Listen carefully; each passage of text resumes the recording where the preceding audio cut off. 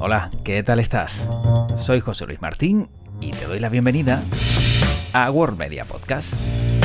Como siempre, ya sabes, intentando buscar algún contenido entretenido, algún contenido informativo, algo que te pueda aportar, pues, no sé, un poco de conocimiento mientras desconectas y escuchas este podcast en tus tareas habituales. Pues ya sea mientras vas a correr, mientras, no sé, levantas pesas, mientras descargas camiones. Bueno, mientras te da por limpiar la casa, lo importante es poder estar distraído, aprovechar el tiempo y encima aprender un poco. Y creo y considero que la conversación que te ofrezco en el día de hoy con Isabel Madrid, presidenta de la Asociación Nacional de Personas con Epilepsia, te va a despertar pues muchas preguntas que no te había formulado nunca. Como por ejemplo si tú mismo o tú misma puedes padecer epilepsia en alguna ocasión de tu vida. Y efectivamente, la respuesta está en este podcast. Y muchas más sobre cómo actuar cuando a alguien le da un ataque. Y en una charla en la que considero que es importante saber cómo es la enfermedad y de qué manera pues nos podemos acercar un poquito a ella. Así que es lo que te ofrezco hoy en World Media Podcast y espero, como siempre, que te guste este contenido.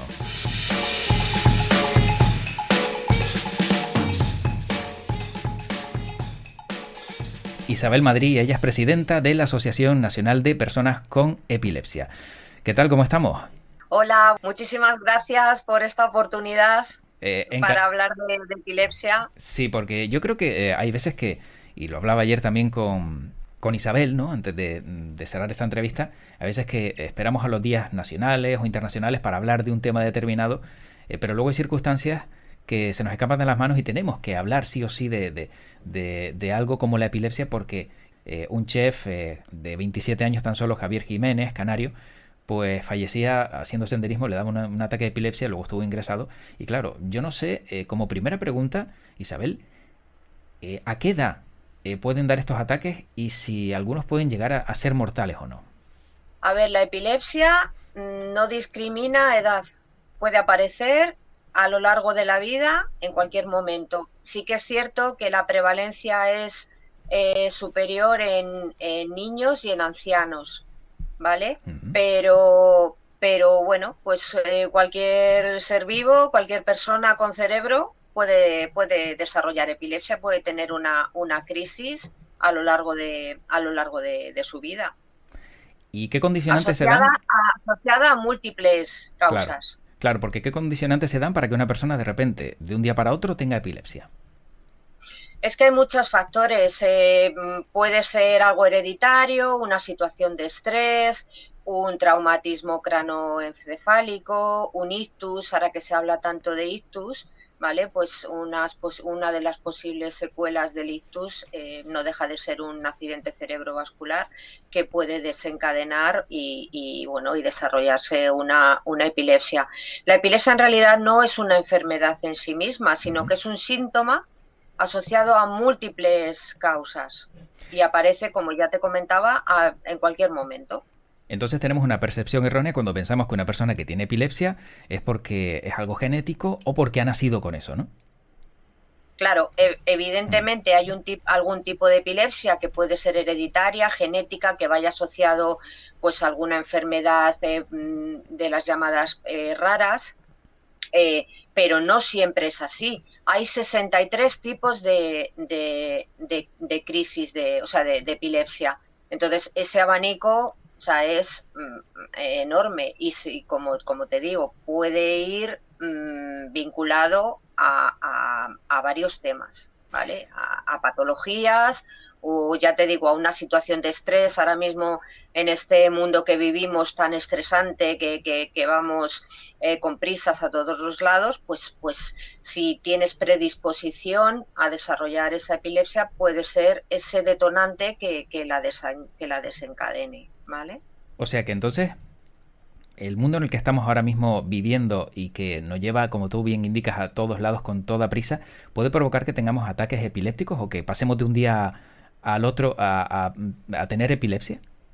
El estrés es un factor bastante agravante. Ya te digo que si hay una predisposición a desarrollar la epilepsia, sí que puede ser ese clic que haga que una persona pues empiece a tener crisis. Uh-huh. Y si vemos, por ejemplo, un caso como el que comentaba, ¿no? De un chef de 27 años, bueno, pues que al final pierde la vida. ¿Es normal? O en este caso, ¿los ataques pueden llegar a ser mortales? ¿O estamos hablando de casos excepcionales y muy puntuales?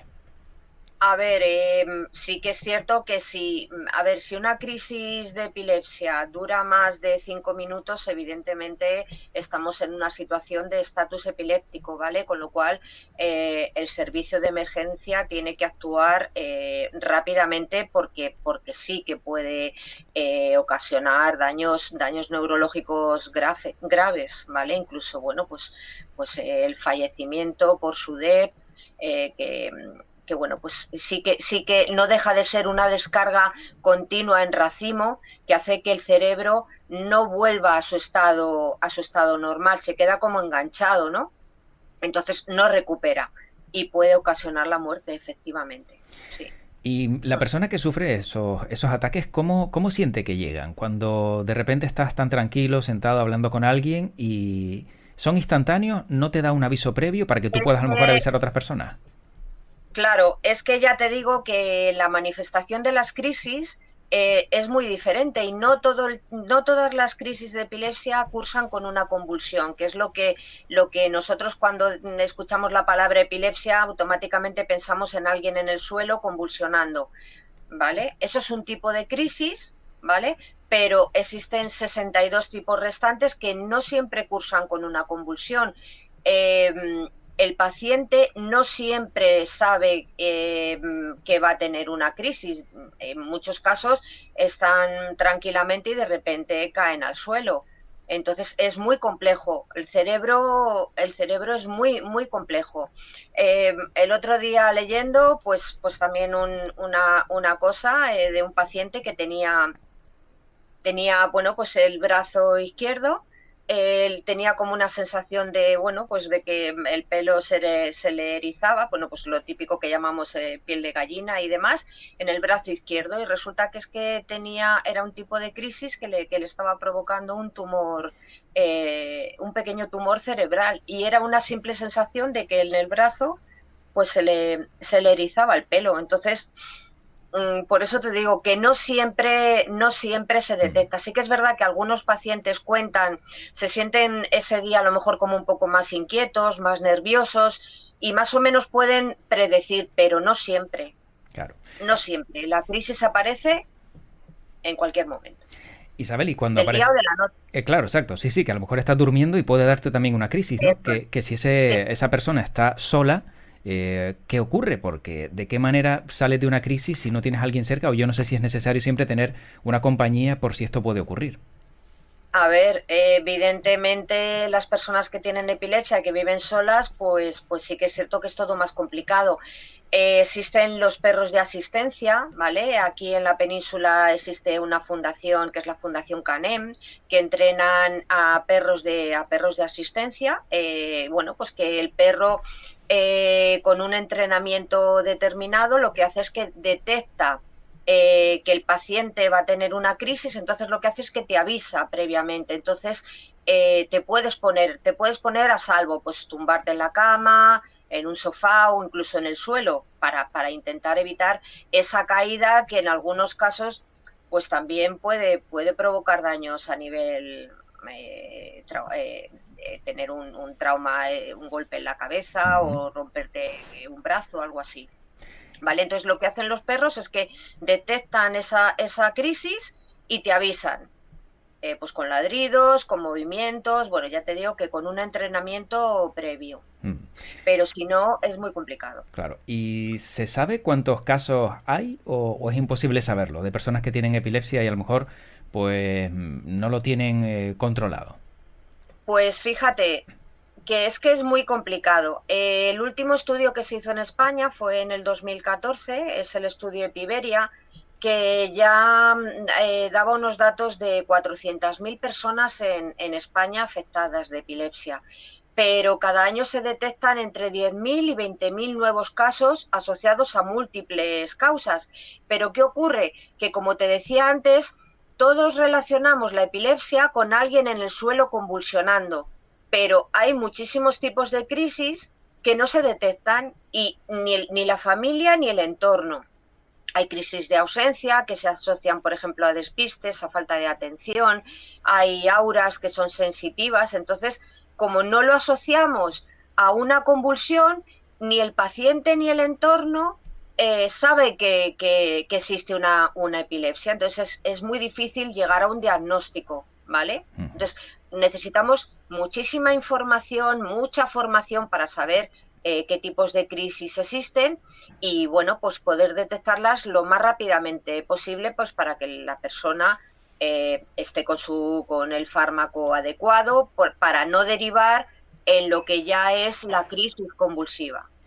Claro, ¿vale? Que esto ya sería lo visual, lo que todo el mundo conoce, porque se da el caso que hay muchísimos pacientes que tienen una crisis convulsiva, van al médico y dicen, es que a mí esto no me ha pasado nunca, es la primera vez, y claro, el especialista empieza a tirar del hilo y se da cuenta de que esta persona ha tenido crisis, o sea, ha tenido epilepsia durante toda su vida y no lo sabía. Claro. No lo sabía hasta que no ha llegado la convulsión, que es lo que todos reconocemos como epilepsia.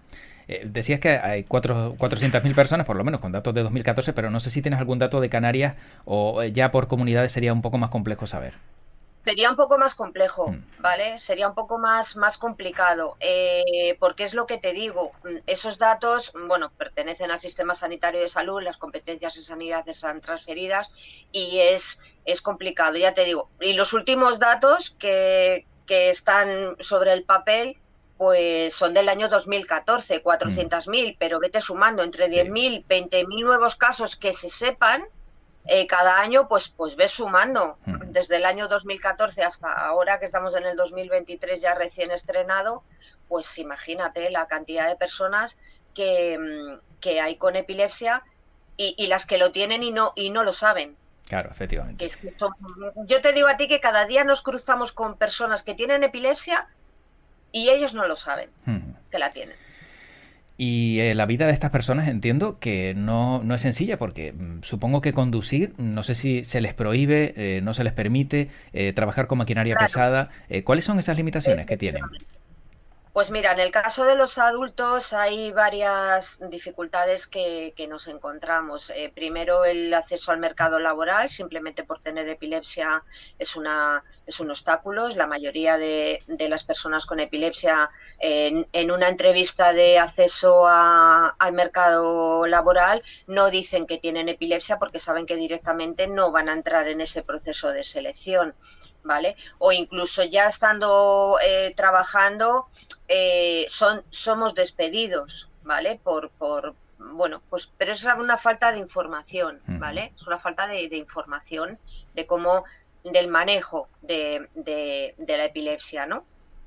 Y, por ejemplo, hay ciertos trabajos también que están prohibidos, el manejo de maquinaria pesada, como bien has dicho, bueno, pues trabajos que impliquen un riesgo para la persona o para el resto de la sociedad. Y conducir, pues para que puedas conducir tienes que llevar un año ya sin ningún tipo de crisis y sin ningún tipo de medicación, ¿vale?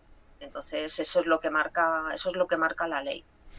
Claro, ni vehículo de ningún tipo, ¿no? Ni moto, ni coche, ni nada, ¿no? O sea, estamos hablando de algo que, claro, sin duda, pues te da un ataque, a lo mejor, como dices, que no tiene por qué ser por convulsiones, pero te puedes desmayar y claro, tener un accidente. Y... Claro, si tienes una crisis de ausencia, tu cerebro está parado. Entonces, tú no sabes, o sea, tú llevas el coche, pero tú no te estás dando cuenta de lo que estás haciendo, estás en pausa. Esa crisis de ausencia te puede durar segundos, pero te puede durar minutos. Entonces... te puedes estrellar y es complicado. Y, por ejemplo, ante casos que algunos hemos visto, que te paralizan por completo, ¿cómo actuar cuando sí vemos que a una persona pues le dan convulsiones? ¿Qué es lo primero que hay que hacer? Isabel, lo digo sobre todo para intentar actuar una vez que ya eres consciente de que ves a una persona que le ha dado un ataque. Pues mira, principalmente es que no hay que hacer. Es verdad que hay arraigado un falso mito en la sociedad que hay que meter algo en la boca porque nos tragamos la lengua. Eso es un mito que está muy, muy arraigado en la sociedad, pero que es erróneo. La lengua es un músculo que no nos podemos tragar, es imposible. Sí que es verdad que durante una crisis convulsiva el cerebro manda tantas descargas al cuerpo que es verdad que la mandíbula puede ponerse muy rígida y podemos llegar a mordernos la lengua. De hecho, en algunos casos, pues vemos a un paciente que está en el suelo y vemos sangrando por la boca. Eso es que se ha mordido la lengua y no hay más. Bajo ningún concepto hay que abrir la boca, porque lo único que podemos hacer es más daño. Podemos romper la mandíbula, podemos romper una pieza dental y que la persona durante el proceso se la ingiera y, o sea, se agrava muchísimo más la situación. Uh-huh. Bajo ningún concepto hay que sujetar a la persona, ni intentar ponerla de pie, ni nada. Lo único que hay que hacer es mantener la calma, controlar el tiempo, intentar en la medida de lo posible colocar a la persona de lado, ¿vale? Pero siempre en la medida de lo posible, porque es verdad que hay convulsiones que son muy bruscas y no puedes colocar al paciente en posición lateral de seguridad, ¿vale? Intentar que no se golpee, retirar los objetos que pueda haber alrededor que puedan causarle más daño, sillas, mesas o cualquier, para que no se golpee. Y si es posible también colocarle algo que tengamos a mano, algo blando debajo de la cabeza, ¿vale? Controlar el tiempo. Es verdad que un medio minuto se nos hace interminable, parece que es una hora, pero la mayoría de las crisis remiten como máximo en 2 minutos, como máximo, pero si dura más de 5 minutos hay que llamar a emergencias. En cualquier caso, tenemos tendencias a llamar a emergencias, que bueno, que está bien, porque luego la persona se tiene que recuperar, tienes que estar a su lado y demás, y bueno, pues a lo mejor si se ha hecho daño, se ha lesionado, un golpe en la cabeza o lo que te digo, pues una mordedura, pues es cierto que es mejor que sea atendido también por los servicios de emergencia que le van a prestar esos primeros auxilios, ¿no? Pero principalmente es lo que te digo, bajo ningún concepto intentar abrirle la boca.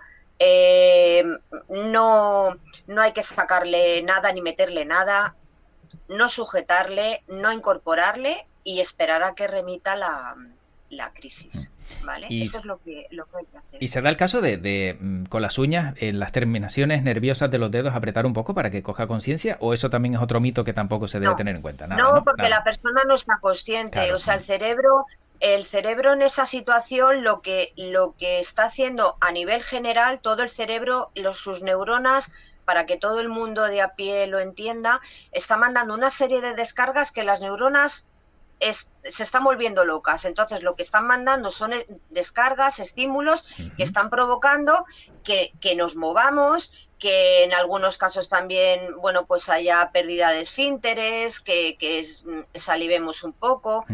Pero nada más. O sea, lo que hay que hacer es quedarse con la persona a su lado y esperar a que remita. Tranquilizarle, acompañarle cuando ya vaya recobrando la conciencia y tranquilizarle. Y evitar, como te digo, pues que pueda ocasionarse más lesiones, claro. ¿Vale? Pues si tenemos, ya te digo, algo a mano, aflojar también, si podemos, pues corbatas o cosas que puedan evitar que respire con normalidad. Pero básicamente es eso, el acompañamiento y esperar, ¿vale? Es que por mucho que quieras hacer, en algunos casos la gente empieza a pasar la mano por la cara, que es que no, esa persona no está consciente. Sí, está en otro lado, está claro que no. Ni te escucha, ni te ve, ni nada, hasta que su cerebro vuelve a su estado normal. Sí que es cierto que necesita un proceso, un periodo después de recuperación, llamándolo, por ejemplo, reseteo, ¿vale? El cerebro vuelve de manera progresiva a su estado normal, incluso la persona puede necesitar dormir para que el cerebro se recupere y ya está, y principalmente mantener la calma. Y si no me equivoco, María José, Isabel, claro, vemos cómo todo esto al final pues se va dando a conocer con los días internacionales, los días nacionales, y ahí sí es donde pues recordamos un poco, ¿no?, la importancia de la epilepsia. ¿Tienen lema para este 2023 ya preparado? Pues mira, nosotros tenemos un lema de que, bueno, lo adaptamos un poco a una campaña del año 2014 que organizó la Organización Mundial de la Salud, que era sacando la epilepsia de las sombras, porque es verdad que es una enfermedad que estigmatiza mucho a quien la padece, al entorno, causa mucho sufrimiento. Y bueno, pues nosotros el lema que tenemos, que adoptamos fue salir de la sombra y también, bueno, pues por ellos, por nosotros, por todos, ¿no? Porque al final nadie, o sea, la sociedad tiene que ser consciente de que ninguno estamos libres en cualquier momento de nuestra vida de poder desarrollar una epilepsia asociada a cualquier cuestión.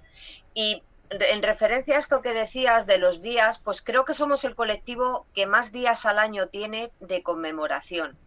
El mes que viene, el segundo lunes de febrero, se conmemora el Día Internacional. Luego el 26 de marzo el Día Mundial y luego el día 24 de mayo el Día Nacional aquí en España. Y luego tenemos todo el mes de noviembre también de concienciación. Y fíjate que es una paradoja que teniendo tantos días al año, es una de las patologías más desconocidas y más estigmatizadas que existen. Y una de las más comunes, porque las urgencias arrojan datos de que cada día hay más urgencias de personas con epilepsia, con crisis convulsivas, ¿no? Entonces, es una paradoja, ¿no? Sí. Y aquí estamos, aquí seguimos en la casilla de salida. Entonces hace falta mucha información, mucha difusión, mucha formación también para erradicar los falsos mitos y también quitar ese miedo que se tiene a la epilepsia, ¿no? Y normalizarlo, ¿no? Y claro, como tú bien dices, claro, para quitar todos esos miedos, comunicar como se ha hecho hoy, ¿no? En este ratito, en esta conversación, que creo que yo, por lo menos ahora, ya sé un poco más, ¿no? Y todos aquellos pues que están escuchando todo lo que estamos hablando, también tienen esa percepción. Pero ya como última pregunta, ¿estas personas cuentan con algún apoyo? Lo digo por esa estigmatización o esa imposibilidad de conducir, de tener trabajos en maquinaria pesada. ¿Estas personas cuentan con algún apoyo por tener epilepsia? A ver, es que es muy complicado porque el estigma, en cierta manera, también te genera autoestigma. Entonces, el diagnóstico de la epilepsia es un jarro de agua fría para el paciente y para el entorno cercano. O sea, se te viene el mundo abajo. Entonces, sí que es cierto que nos encontramos con distintas situaciones, pues de que, por ejemplo, ni el paciente ni la familia lo tiene asumido, con lo cual eso no sale del entorno, ¿vale? Del núcleo familiar. Nos encontramos también con la situación de que el paciente lo tiene totalmente asumido, lo dice abiertamente y la familia no. La familia lo dice que no lo diga, que tal, que cual.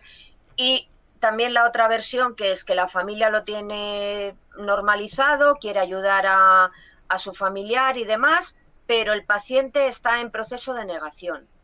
Entonces nos encontramos con esos tres formatos que impiden pues que se avance. Claro. Que se avance porque hay que hacer muchísima pedagogía para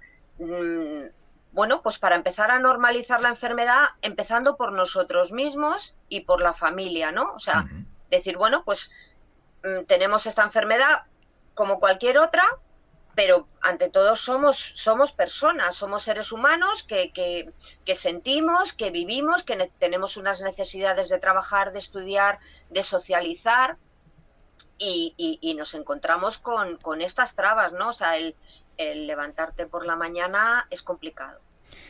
Pues desde aquí tengo que dar las gracias a Isabel Madrid, presidenta de la Asociación Nacional de Personas con Epilepsia, por haberlo explicado y darnos a conocer un poco más qué hay en torno a algo que, como bien indicabas desde el comienzo, le puede ocurrir a cualquiera de nosotros y te lo agradezco enormemente. Pues muchísimas gracias a vosotros por abrirnos esta inmensa pantalla para seguir hablando de epilepsia y normalizarla. Muchas gracias y mucha suerte. Muchísimas gracias a vosotros. Hasta luego. Un saludo.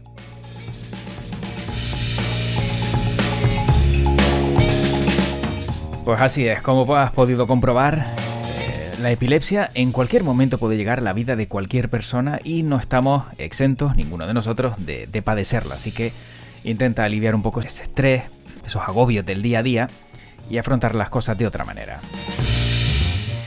Espero que te haya gustado este contenido. Si quieres saber más sobre epilepsia, puedes entrar en la página de la Asociación Nacional de Personas con Epilepsia y ahí hay más información y también te puedes informar al respecto de todas las actividades que realizan y demás. Y si quieres más podcast y más contenidos, pues ya sabes, de este tipo, o musicales o sobre el mundo del cine, pues los encuentras como siempre en worldmedia.es o en las plataformas habituales de podcast, iVoox, Spotify, Spreaker, Google Podcast, en todas ellas, que siempre me dejo alguna atrás. Soy José Luis Martín y como siempre lo único que me queda desearte es que tengas un feliz día. También te deseo lo mejor y que tu podcast te acompañe. Cuídate mucho y cuidado con el estrés. Hasta pronto.